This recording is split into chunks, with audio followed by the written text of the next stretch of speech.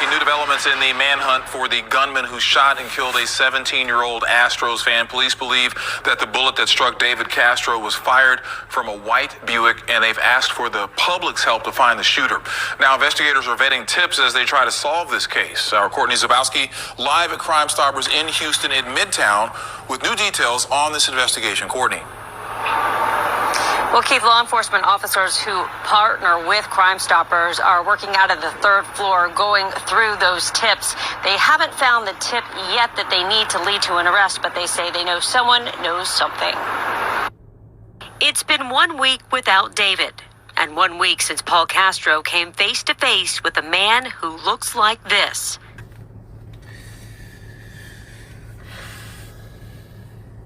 In these cases, I can't help but to think, what would this be like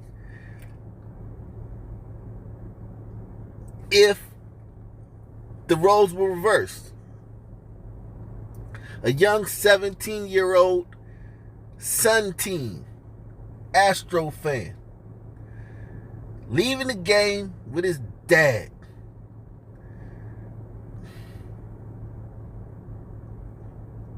The most involved dads on the planet, survey says.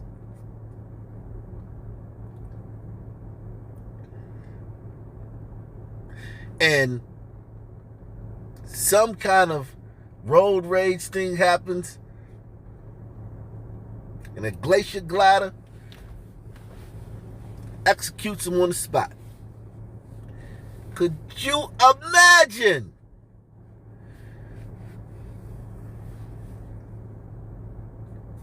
Oh my God. And this happens all the time. I think a lot of times you guys think that when I do stories on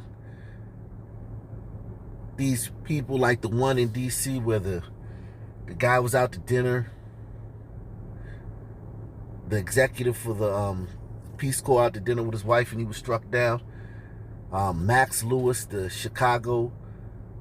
University of Chicago double major, economics and computer science. Bright future. And all the others that I show you, even going back to Canon Hennig. But I think you guys think that these are just like, oh, I done found something and I'm throwing it in your face. Aha, look. Aknation hates himself. I hate myself, so let me show a video of a thug executing a glacier glider because I hate myself. That's what people who hate themselves do. No, I could do a dozen of these stories a week. You guys forgetting, I'm the only YouTuber that checks on the gun memorial every day. No other YouTuber does the gun memorial. Now, I guess it's kind of like I have an advantage, but anybody could go to it. But I'm the only one that does. In many of my videos, after I edit my videos, I still show you guys clips from that. But I can go to the gun memorial every day. And you would be shocked at how many of the few white people we see on there. Now, we don't see a lot of white people on the gun memorial because they're not often victims of gun violence. But if you just take them, if we had a glacier gun memorial, I would estimate that half of them are killed by Sunmen. And if we had a Sun memorial, I would estimate that 2% of them are killed by glacier gliders.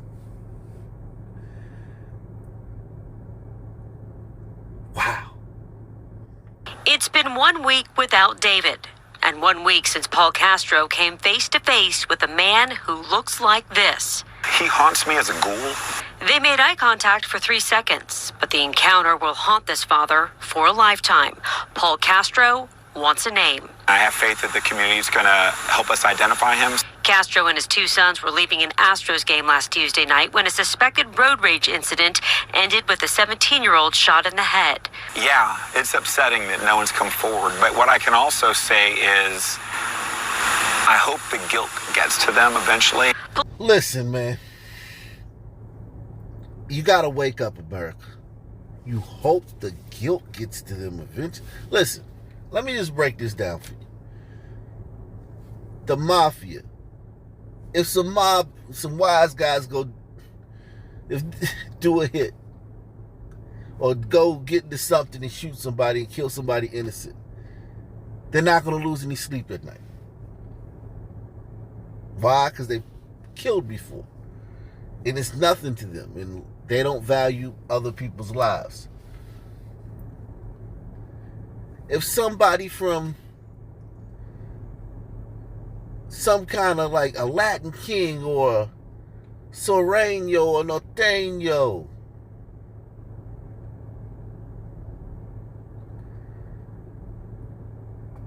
kill somebody in a road rage, they're not going to lose any sleep about it. If a Hell's Angel, somebody in the Brotherhood, the Brand, anybody, a Peckerwood, any kind of gang member like that, they wouldn't care either. They're gangsters, they kill everybody. The difference in this case with Sun people is that almost every Sun man you see has a gangster mentality. Okay? It's a difference. So this guy who did this, he could have gone to the game. He could have been, just a regular guy, seemingly. Not like a active, like, gang member. And he'll blow your brains out and won't think about it, think twice about it, other than, am I going to get caught? But you dying and your death and what you went through in your family, that doesn't cross their mind at all. Just like it wouldn't any other gang member. The problem is, in the Sun Belt, Blackistan, the majority of the males have that mindset, that gangster mindset. And hit one if you're a Sun man and you agree with that. That dudes that ain't even really gangster, they call them, what they call them, fake dudes or whatever, because being a gangster in the hood is being a real authentic. But like they call them fake dudes or wanksters or, they used to call them wannabes or busters or whatever. But those dudes still have goofies or whatever they call them, weirdos. I don't know what they call them today, but those dudes still will get in a road rage incident and pull out a gun and shoot somebody and speed off into the night and get away with it. Even though in the community, they don't have the rank as a wise guy or a made guy would have in the Italian community. They don't have the rank as a high-ranking, the status as a high-ranking, person in a biker gang would have in, their little world or whatever. They don't have the rank that a shot caller would have in a Latino gang, whatever. They might just be some random brother. But that random brother is dangerous because of his mentality. And the environment he comes from where death is constant. If you look at the gun memorial, if you look at the numbers, the majority of the murder happens in his community. So he's constantly seeing people die. He's growing up. He's listening to music. The music that guy who did this listened to that day, probably, if he listened to it, each song probably had 10 to 15 gun or violence references. And by that I mean my 9, or I'm going to do something, or the action of using a gun, or the reference to a gun, something violence, going to hurt somebody. That's all they listen to all day is, I'm going to hurt you. I'm going to. So I get how this guy would think, okay, this is a person. He saw the guy. He probably didn't look like, triple OG, Bookie Poop, Loki Loke. But just the fact that he's from that community, that guy is extremely dangerous. Extremely dangerous to a normal civilian. To somebody who's not from that community. Now, somebody from that community, it would probably went the same way. Yeah, it probably would have went the same way. If they had gotten to it with a brother, yeah, it would have went the same way. But this guy thinks that he saw this guy, he looked this guy in the eyes, and now he's thinking this guy should feel remorse. This guy should be, no. The guy's not turning himself in. He hasn't thought about you for a second. Hasn't thought about your son for a second. The only thing he's thinking is, are they on to me? Are the cops on to me? They ain't thinking about nothing. About, am I going to get caught? That's it. Castro and his 2 sons were leaving an Astros game last Tuesday night when a suspected road rage incident ended with a 17-year-old shot in the head. Yeah, it's upsetting that no one's come forward. But what I can also say is, I hope the guilt gets to them eventually. Police say the suspect was driving this white Buick that has a large sunroof. The headlights have yellowish tint and the rims, 7 holes. All it takes is for that one person at that right moment to see that and go, hey, I know that car. I know who was driving that car. Andy Kahn with Crime Stoppers of Houston says they've been getting a steady stream of tips, but not the tip, at least not yet. So I had to go from point A to point B. Where were they before they encountered the Castro family? Oh, somebody knows them. Paul Castro is not only pleading with the suspect to come forward, but also those who may be in his inner circle. Who's to say that you won't make him mad one day? That he pulls out his gun and either ends your life or misses and hits someone you love? Well, Mr. Castro, that's what we live with every day. If you live in a community, that's every guy in that community. Or 60% of them, 70% of them. If you live in an apartment complex in the Sun Belt, or you live in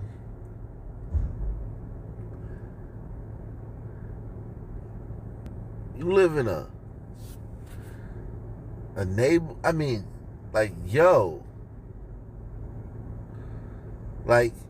that's almost every guy. And if it's not, you feel like it is.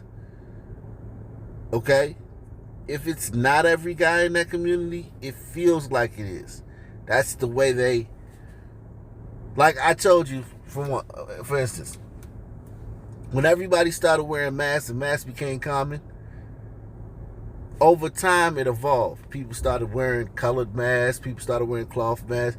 People started wearing, putting their own little signature on it. Do you know what the group that I just, I'm 43 now, but the group that, the 15 to 35 age of Sunmen group, you know what that group wears instead of a mask? They wear ski masks now. That's what they wear now, ski masks. You said we could wear masks, right? You said we got to wear masks, right? They wear ski masks.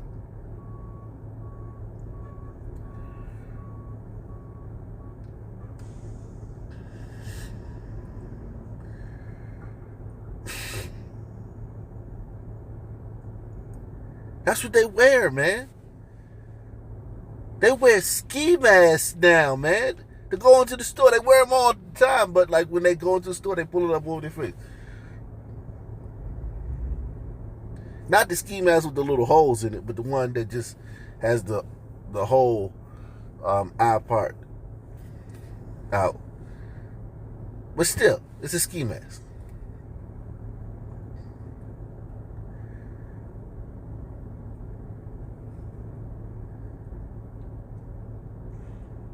In every interaction you have with this group is colored with a little bit of how's this going to go?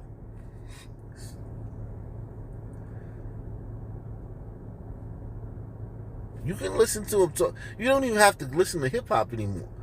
There's tons of hood vlogs, people going to hoods and talking to the dudes, and, you know, dudes giving them people tours of their hoods, their neighborhoods. Plenty of interviews with gangsters and thrillers. Very violent community. Okay? Very, very on edge, very distrustful of each other. We're talking about a place where this guy probably would have never brought his kids to. The Sun Belt came to him, and that's what's happening a lot now. The Sun Belt is coming to you. Okay? The Sun Belt's coming to you. The whole defund the police thing, now that even though defund is dead, the Sun Belt's like, oh, there's more places. When you defund the police, it's like, oh, okay, we can go over there. We can start hanging out over here. We can start traveling over there. So the Sun Belt is coming to you. Okay? Now this new Biden crime bill that they talking about gonna, you know, put the Sun Belt back in certain places. But as of now, until that happens, the Sun Belt is coming to you. So to think that his friends or his people in his circle are thinking, oh my God, one day this guy might shoot. Listen, it was a time in my life where everybody I was around had fired a gun in anger at somebody. And they all hadn't killed anybody, but they'd all fired guns in anger at people. They all shot at people before. Virtually everybody I was around. And this wasn't like all my life, but I can think of periods, groups, because we all, you know, life evolves. You hang with these people this time, then these people drop off, then you hang with these people, they drop off. But there were times in my life where everybody I was around, whether it be 4 or 5 guys, 10 guys, 3 guys, had fired guns in anger at people with the intent to kill them. And I wasn't thinking like, oh man, what happens if you shoot? Like, you're not thinking like you're around. It's just the Sun Belt. There's so much violence. Have you seen the stats? Everybody's been. Where do you think these people live? They live in that community. It's not uncommon. Girls will date this guy knowing he's the females are attracted to the guys who are the most violent. They want to be around those guys, as you know what I mean? Like if a females are like being around those guys, you think males, you're just used to it. It's just common. So I don't see his friends being like, damn man, that was cold what you did, man. I can't believe that. What if he does that to me? Like, you're not thinking about it like that. Because you're immersed in that type of violence and threat and the specter of that type of violence at 24/7. Somebody knows him. Paul Castro is not only pleading with the suspect to come forward, but also those who may be in his inner circle. Who's to say that you won't make him mad one day? That he pulls out his gun and either ends your life or misses and hits someone you love? The reward now stands at $10,000. If you have information that can lead to an arrest, call Crime Stoppers at 713-222-TIPS. We're live in downtown Houston. Courtney Zabowski, KPRC 2 News. We are just learning the name of the 19-year-old boy shot and killed outside a DeKalb Food Mart early this morning. It happened days before his birthday. One of the top stories we're following for you right now. Police say Jacaire McKellar died after being shot at the store on Flat Shoals Parkway. He lived with his grandma, and we're hearing from her tonight. She says too many lives have been lost at that store, and now she's pleading with her commissioners to prevent any more tragedies from happening.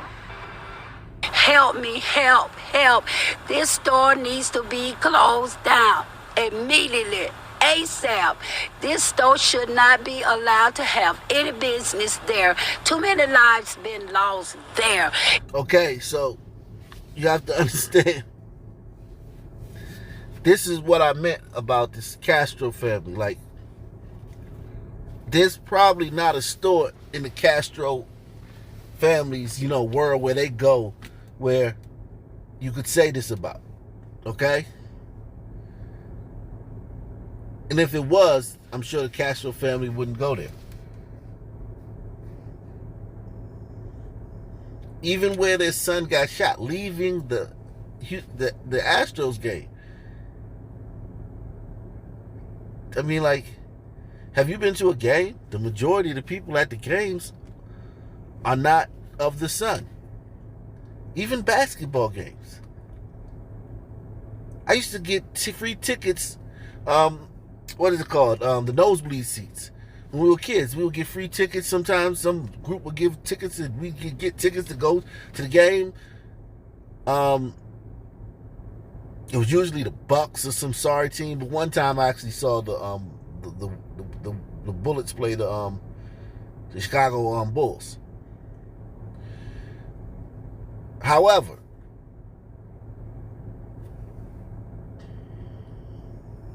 when you look around the crowd, and this is Chocolate City days, it was almost all white people there. NBA basketball. So baseball is a completely white crowd. Okay? There's virtually never anything like this happens at a baseball game. And who knows if these guys who did this, who shot the Castro son, even went to the baseball game. But what I'm saying is, those people don't move in places of violence. Just listen to this woman. The area, the vibe that people of the Sun live around. And then notice that when we come into contact with people in other areas, how that type of behavior follows us wherever we go. Like, it's like, we there now, shooting's there. We there now, it's fighting there. We there now, it's no coincidence. We are just learning the name of the 19-year-old boy shot and killed outside a DeKalb Food Mart early this morning. It happened days before his birthday. One of the top stories we're following for you right now. Police say Jacaire McKellar died after being shot at the store on Flat Shoals Parkway. He lived with his grandma, and we're hearing from her tonight. She says too many lives have been lost at that store, and now she's pleading with her commissioners to prevent any more tragedies from happening. Help me, help, help. This store needs to be closed down immediately, ASAP. This store should not be allowed to have any business there. Too many lives been lost there. It's not just black lives, it's lives, period, has been lost in this store, this Food Mart on Flat Shoals Parkway. No suspects are named right now. DeKalb County Commissioner Lorraine Cochran Johnson says they're working on legislation to require some businesses to have mandatory cameras at the store.